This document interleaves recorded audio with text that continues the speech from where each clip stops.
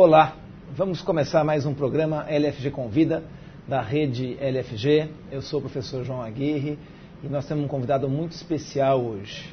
O nosso convidado de hoje é o professor Flávio Tartucci, professor que é doutorando em Direito Civil pela USP, ele é mestre em Direito Civil pela Pontifícia Universidade Católica de São Paulo, pela PUC São Paulo, especialista em Direito Contratual pela PUC São Paulo, ele é coordenador do curso de pós-graduação da Escola Paulista de Direito, da EPD, autor de diversas obras jurídicas pela editora Método, tem umas obras fantásticas, eu recomendo muito, recomendo essa obra que vocês vão ver aí, que é a coleção de Direito Civil, ela é muito boa, tá? Afora isso, o professor, ele é advogado também, meu diretor do Instituto Brasileiro de Direito de Família, e nada melhor do que ele, do que meu amigo Flávio Tartucci, para falar da emenda constitucional 66, a emenda do divórcio, que está trazendo várias polêmicas desde o momento em que ela foi promulgada.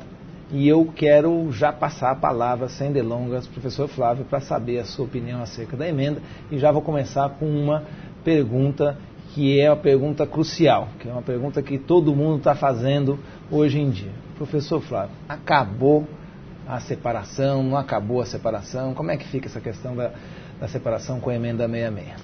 Bom, gostaria primeiro de agradecer o convite que me foi formulado aqui pela TV LFG, dizer para você que é um grande prazer estar aqui, você que é meu amigo, meu colega de BDFan São Paulo, e dizer para vocês que, de imediato, que a emenda constitucional 66 representa a grande revolução do direito de família no século XXI no Brasil.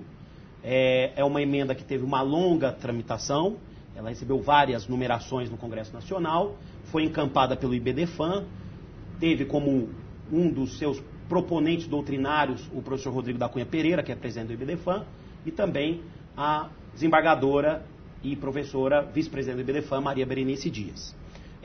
A questão da separação estar mantida ou não, Aguirre, é o ponto fulcral para a gente começar essa nossa conversa de hoje.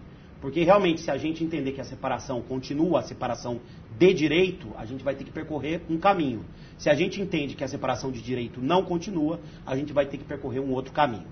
Eu estou filiado à corrente, que é a corrente que eu considero majoritária, a corrente do IBDFAN, segundo a qual a separação de direito não permanece mais no sistema jurídico brasileiro. Aliás, essa foi a ideia inicial da PEC. Tem que ficar claro aqui de imediato que a separação de direito, ela engloba a separação judicial, por meio de uma ação, que poderia ser consensual ou litigiosa, e a separação extrajudicial, que foi aquela que foi introduzida pela Lei 11.441, aquela que é feita no cartório mediante escritura pública. Então, estou filiado à corrente que afirma que a separação de direito não existe mais. A separação de fato, ela continua possível, afinal de contas é um mero distanciamento informal entre os cônjuges. Eu gostaria de deixar isso reforçado, porque existem algumas vozes, como do Mário Delgado, nosso amigo, como do Luiz Felipe Brasil Santos, desembargador do TJ do Rio Grande do Sul, uma corrente que afirma que a separação de direito continua. Porque os senhores devem tomar cuidado na leitura da matéria da emenda, porque o que fez a emenda constitucional 66? Ela só alterou o texto constitucional, o artigo 226, parágrafo 6º da Constituição, que passou a prever que o casamento pode ser dissolvido pelo divórcio. Não há nenhuma menção mais à separação prévia para o divórcio. Então, o grande problema, Aguirre, e é um problema que nós já discutimos, inclusive, lá em diretoria do IBDFAN, é que não há nenhuma alteração ou revogação expressa de dispositivos do Código Civil. Então, alguns juristas que seguem a ideia clássica do direito civil, de que a revogação tem que ser expressa, alguns juristas como esses que citei, eu destaco o Mário Delgado novamente, afirmam que a separação de direito continua. Afinal de contas, não houve uma revogação expressa. Mas, a partir de uma visão civil constitucional do sistema, e eu sei que você também como professor segue essa linha do direito civil constitucional, da eficácia normativa e imediata do texto constitucional, da força normativa da Constituição, seguindo a ideia de máxima eficiência do texto constitucional, a partir aí da doutrina do Canotilho, por exemplo, há uma corrente muito forte que afirma que a separação de direito não se sustenta mais, que a Constituição, tendo força normativa, não subsiste mais a separação. E também o Paulo Lobo, o grande Paulo Lobo, expoente do IBDFAN, ele tem uma afirmação que é muito contundente, de que o fim social da emenda foi acabar com a separação. Nos termos do artigo 5º da LIC, o fim social da norma, da emenda constitucional 66, foi acabar com a separação. Então, para que não fique qualquer dúvida, eu vou aqui trazer para vocês alguns doutrinadores que entendem que a separação não continua. É o caso, por exemplo, do Pablo Stouze e do Rodolfo Pamplona. Pablo Stouze, que é professor aqui da rede LFG. É o caso do professor Venosa, é o caso do professor Zeno Veloso, do Paulo Lobo, da Maria Berenice Dias, do Rodrigo da Cunha Pereira, do Cristiano Cassetari, entre outros professores e juristas que afirmam de forma categórica que a separação de direito não existe mais no sistema. Não é questão pacífica, mas eu acredito que essa será a tese que terá a maioria do apoio, principalmente do judiciário brasileiro, com a possibilidade de extinção de várias demandas de separação judicial. Perfeito. Então seria o que o professor Tartucci defende, basicamente, então, uma revolução no nosso sistema, né? Uma verdadeira transformação no nosso sistema, que teria o condão de acabar com a discussão da culpa, professor? Como é que fica a questão da culpa na separação agora? Talvez, Aguirre, essa seja a questão mais controversa de todas, até mais do que o fim da separação. Só para ficar bem claro, vamos aqui fazer uma recordação como era o sistema antes da emenda constitucional 66. Nós tínhamos no Brasil um sistema bifásico, desde isso que foi confirmado com a lei do divórcio. O sistema bifásico era composto, primeiro, pela separação judicial, depois virou separação jurídica, que punha fim à sociedade conjugal, e o divórcio pondo fim ao casamento. Quando se estudava essa matéria, o que se afirmava? Que em divórcio seria impossível a discussão de culpa, que a separação seria a via adequada para a discussão da culpa. E a separação, sanção, prevista no artigo 1572 caput, seria a via adequada para a discussão da culpa. A separação sanção estava no 1572 do Código Civil, ao lado da separação ruptura, por mera ruptura da vida em comum, e da separação remédio, que era aquela separação fundada em doença mental grave, superveniente, que acomete um dos cônjuges, que cometeria um dos cônjuges. Deve ficar bem claro que a minha opinião, assim como do Paulo Lobo, da Berenice e de outros, é que o artigo 1572 do Código ele está revogado por incompatibilidade constitucional.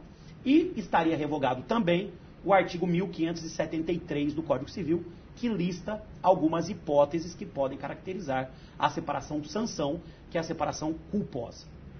Também tem que ficar bem claro para todos vocês que os principais expoentes do IBDFAN, que encamparam a emenda constitucional 66, sustentam que a culpa desapareceu totalmente do sistema de dissolução do casamento. Porque, afinal de contas, se o divórcio não é via adequada para a discussão de culpa, desaparecendo a separação judicial, onde teríamos a via adequada, a culpa também desapareceu no sistema. Esse é o entendimento na doutrina de Maria Berenice Dias, Paulo Lobo, Rodrigo da Cunha Pereira, Giseldo Hironaca, Rolfo Madaleno, Cristiano Chaves de Farias, Pablo Stouze, entre outros juristas. Eu, particularmente, não concordo com essa ideia de se abolir totalmente a culpa de forma absoluta do sistema de divórcio. Por quê? O conceito de culpa, e talvez seja um pouco influência dos estudos de responsabilidade civil, o conceito de culpa, utilizando o grande doutrinador Chironi, doutrinador italiano, a culpa pode ser conceituada como sendo a violação de um dever pré-existente que decorre da lei, do contrato ou de um comportamento social. Então vejam, a ideia primordial é essa, culpa é violação de um dever. O raciocínio jurídico construído a partir dessa premissa é a seguinte: se separação, se não é mais possível discutir culpa para dissolver o casamento, e se culpa é violação de dever, a conclusão acaba sendo qual? Que não existe mais dever no casamento, que não existem mais deveres no casamento. Então, estaria também prejudicado o artigo 1566 do Código Civil, que elenca os deveres. O primeiro dos deveres do casamento é o dever de fidelidade. Se você entende de forma definitiva que não existe mais culpa no casamento, não existe mais o dever de fidelidade no casamento. Eu até acredito que essa seja uma ideia muito proveitosa para pessoas que já têm uma certa maturidade e já têm a cabeça mais avançada. Mas eu não acredito que essa ideia de que não existe mais dever de fidelidade do casamento seja a ideia seguida pela maioria da população, principalmente pelas classes menos esclarecidas.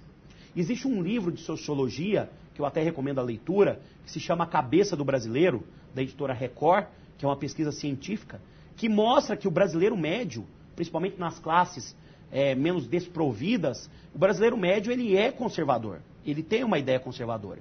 Eu até acredito que pela evolução do Brasil, a gente até chegue nessa ideia de que não há dever de fidelidade, mas não acredito que essa seja a ideia da maioria da população.